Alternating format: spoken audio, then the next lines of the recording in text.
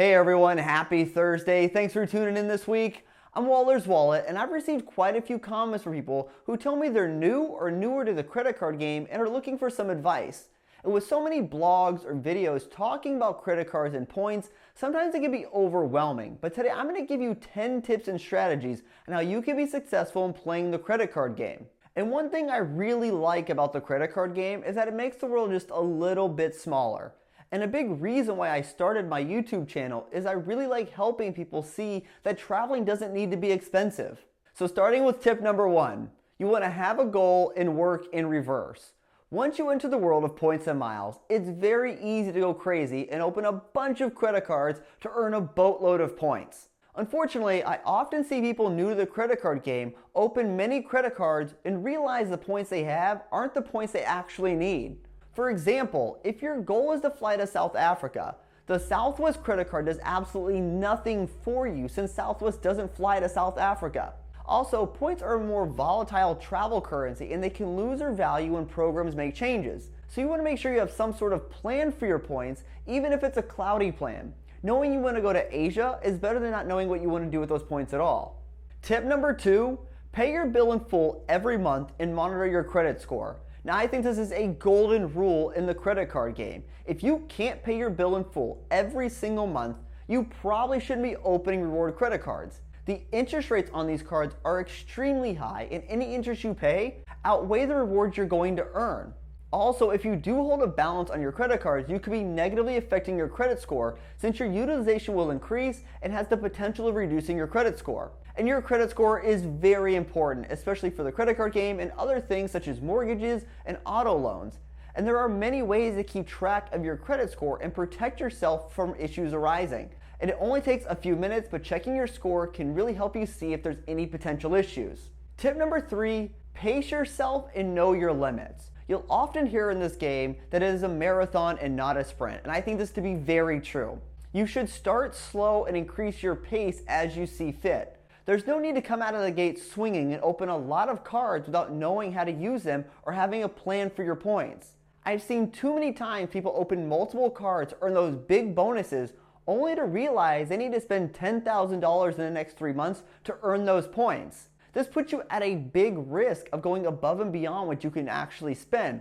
You should only open enough to help you reach your initial travel goal while still looking to build a long-term rotation to prepare for future trips. And I think it's important to know your limits for many things in this game, but what I mean by this is knowing what you can realistically spend for a minimum spend requirement. For some of these bonuses require $3,000 or more spending in the first 90 days, and for some people out there this is pretty easy, and for others this is going to be too large of a number to hit. Now I typically tell people to sit down and write down all of their expenses, and that'll give you an idea of what you can realistically spend in that 3-month period. And there are other ways to help you meet your minimum spend requirements, but you should know what you can realistically spend before opening these credit cards. Tip number 4, be cautious of large bloggers. Now when I say this, I don't mean you shouldn't read articles from sites like The Points Guy or 1 Mile at a Time, but you do need to be aware that there are blogs or channels that are going to try to sell you inferior credit card offers which can cost you thousands of points while they make money on these offers. While they could have information that's useful for you, you should always research historical bonuses on sites like Flyer Talk or even Reddit to make sure you're getting the best bonus you can possibly get. And this is especially important as we see banks tighten up and make it harder to earn credit card bonuses. You want to make sure you're earning the best bonus you can when you're looking for a credit card. And there are plenty of blogs or channels out there that offer great content and have their viewer interests above their own.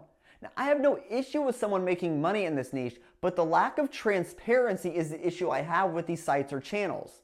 Tip number 5, don't be afraid to ask questions.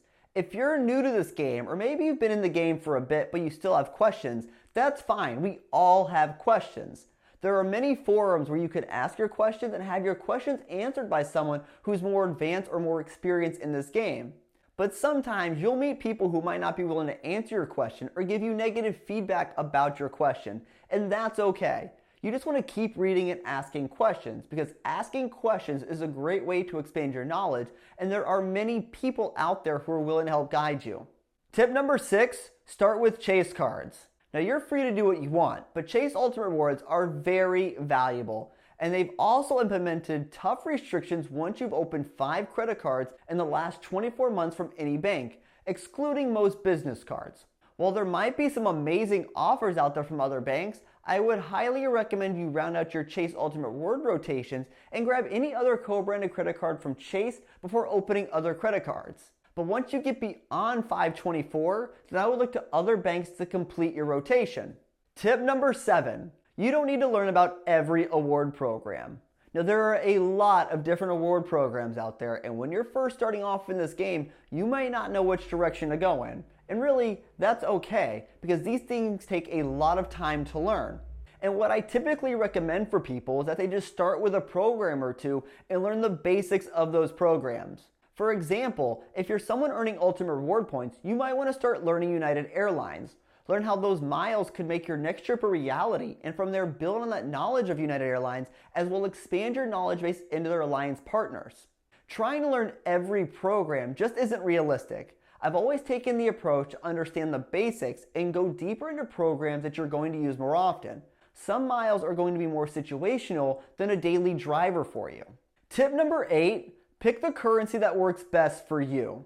And there is always the debate if you should be earning cash back or points. Points have the larger bonuses and more potential value, but cash back might be the better long-term strategy for many of you, especially for those of you who prefer to fly coach. Be sure to look at your goals and evaluate which credit cards will help you reach those goals, regardless of the opinions from others. Don't let others feed you that their preferred currency is the best currency for you. But when it comes to points, flexible currency is going to be your best friend. Why? As the name suggests, your flexible points give you more options and help protect you from devaluations.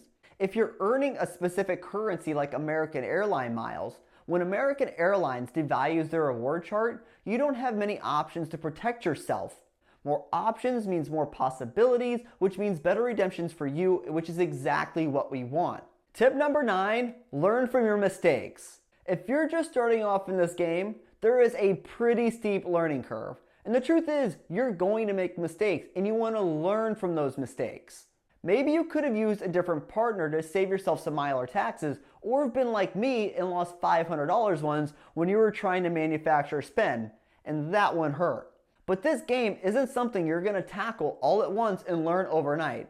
It takes time to really get going, and even after you become efficient, things change so quickly in this game that it's important to stay up on the information. But even then, you still might make a few mistakes along the way. Tip number 10, don't only look at the cent per point value. One facet of this game people like to talk about is their cent per point value they receive for particular redemptions. The cent per point value is just one measure of value, but not the only measure of value. Also, it's quite easy to skew your values to make it look like you're getting more value than you actually are. Now that doesn't mean you should be careless with your points, but the cent per point value is more for bragging rights. At the end of the day, if you found a flight you valued more than another, but received less value on paper, but liked that redemption, that's really all that matters. As I always tell people, you can always earn more points. So to sum it up, the credit card game is a great game to play. It has really allowed me and others I've helped to see the world for less and even more frequently than I thought was possible. Starting off, it can definitely be overwhelming, but these are just a few of my tips to help guide you on your journey in this game. So tell me, what tips do you have for someone who's new to the credit card game? Hey everyone, thanks for tuning in this week. If you liked this video, consider giving it a thumbs up, or if you know somebody who might benefit from this video, feel free to share it with them. And if you want to help support the channel, a simple way would be to use the links on the website or even in the description below. Remember, I post new videos every Thursday, so if you like learning about credit cards, points, miles, cashback, or just flat out traveling for less, consider hitting the subscribe button down below, and I'll see you all next week. Safe travels and take care.